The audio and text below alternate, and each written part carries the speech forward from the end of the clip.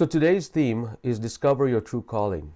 And one of the things that happened to me was I was thick in the corporate world, and I was really enjoying it. But at the center of my heart, I felt that there was something else for me to discover. I just didn't know what it was.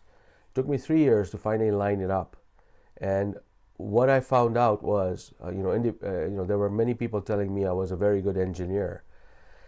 And, just very recently, I began to realize that really what made me appear to be a good engineer was really my ability to connect other people with their highest potential. And to me, I found that to be my calling. But I didn't know that. I just thought I was a good engineer, and I would have pursued that engineering track to its nth degree. But then when I stepped back, I always knew that if I had a gazillion dollars in my bank, that what I would do is just travel around the world and just speak from the stage, and just share with people my passion about science and spirituality. So what is your $1 million solution? And I'll call that for now. If you had a gazillion dollars in your bank and money was no object for you, and if you were the smartest person in the world and you could never fail at anything that you choose, what would you choose? I know that the first time I tried this technique, I had a difficult time coming up with something.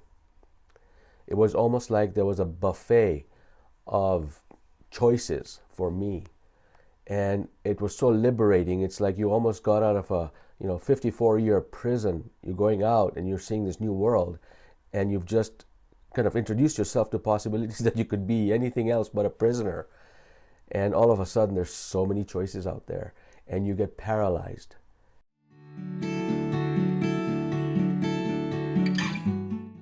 Zara asks, how can I trust myself, my heart, my judgments? That's a very good, excellent question. We often don't trust ourselves because we defer. We've been taught to defer our ideas to others who we perceive to have bigger authority. So I'll give you an example.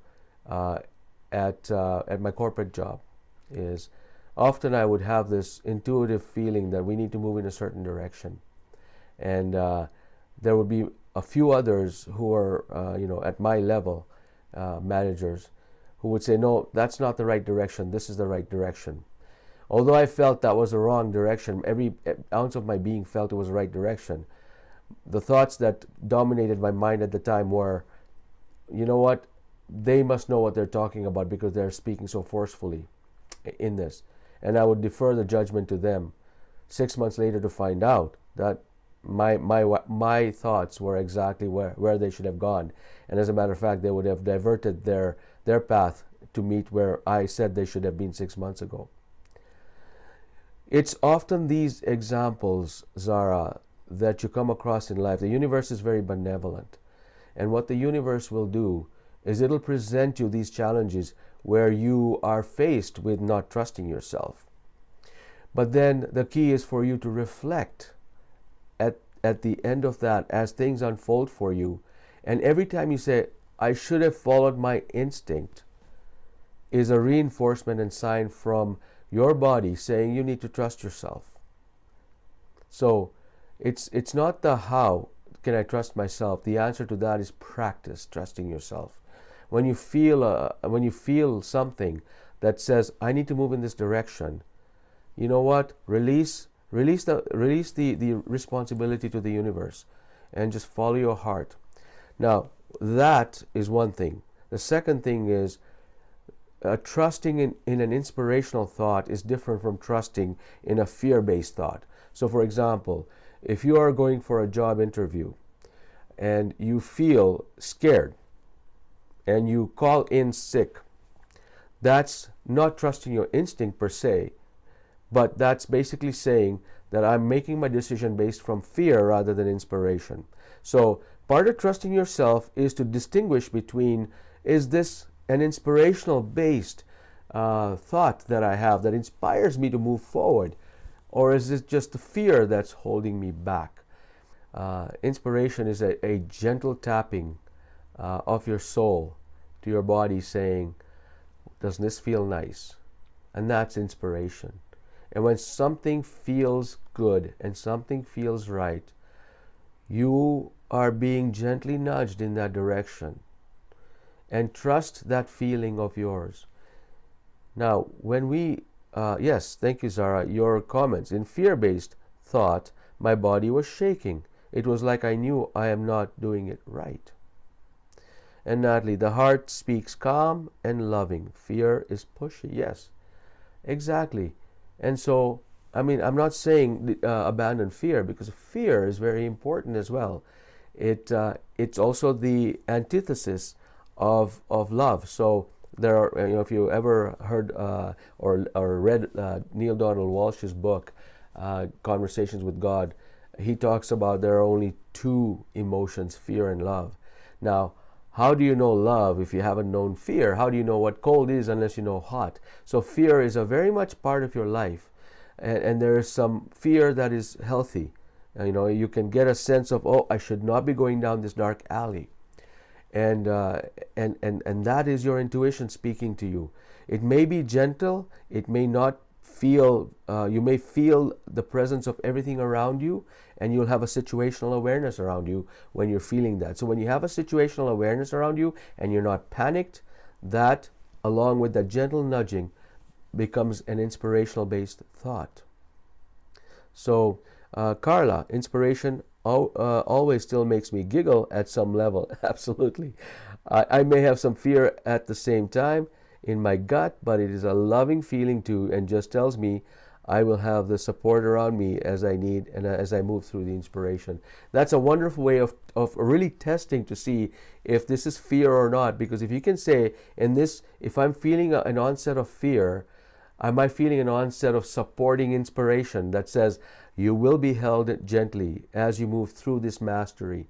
And that's the key, is, there's that becoming a master of something by going through and passing the test in grade 1 to move into grade 2, for example, because it takes a lot of anxiety to get through that test. But that doesn't mean you shouldn't take it. It just means that it's a next level of mastery. And the reason you're taking that exam is you know already that that's not an unknown for you, that if you take this exam, it's the next level of your mastery. Life is much like that, is you experience life through challenges, and that begets growth. And through that growth, then that becomes normal, and then the next challenge presents to you. If you do not go through that growth, you will keep repeating that grade over and over again. And that's okay too. Nothing wrong with that. But it's a choice. Remember, it's a choice you have to make. So this is a wonderful question you asked, Zara. Please practice and don't get drawn into too many thoughts about this in your head. The way I would do it, I would just feel into this and say, okay, does this feel right?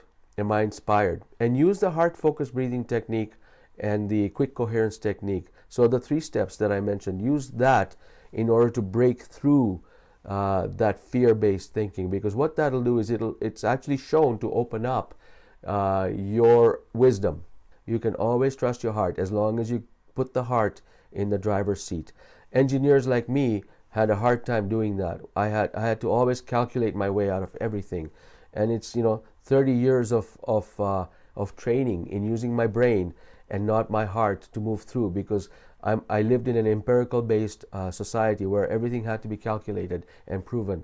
And I had to unlearn all of that and add my heart to it so that I could actually become a more powerful thinker, and not reducing my brain power. That's not what we do. But what we do is we supplement our intelligence, our thinking through the brain, our mind.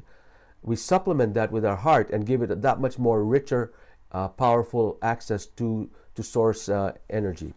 I've got a Facebook group that I'll send a link out to, which is nothing but your happy thoughts. So if you're ever feeling like you can't reach for that positive feeling, and I know a lot of people that come to my workshop say, well, when I'm feeling down and depressed, I can't reach for that positive feeling. And the importance of that positive feeling, it opens your wisdom up. There's a scientific basis to what I'm saying on this one, is that when you open up your heart, there's an actual flow of information that goes to the heart. And when you're in fear-based, that closes the heart. Remember, fear versus love. So if you open up the heart, and the way you open up a heart is to actually bring forward positive thoughts. And you can do that. And if it's hard for you to reach for that because you're feeling down and out and anxious, then go to the Facebook page, and it's got nothing but amazing, inspirational, and laughter-based videos and photographs and memes and things like that.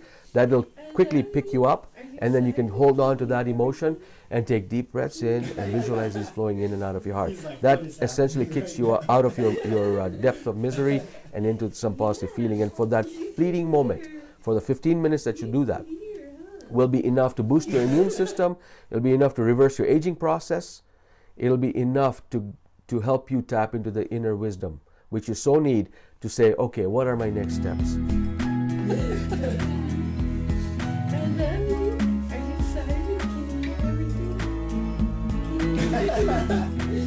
He's like, what is happening right now?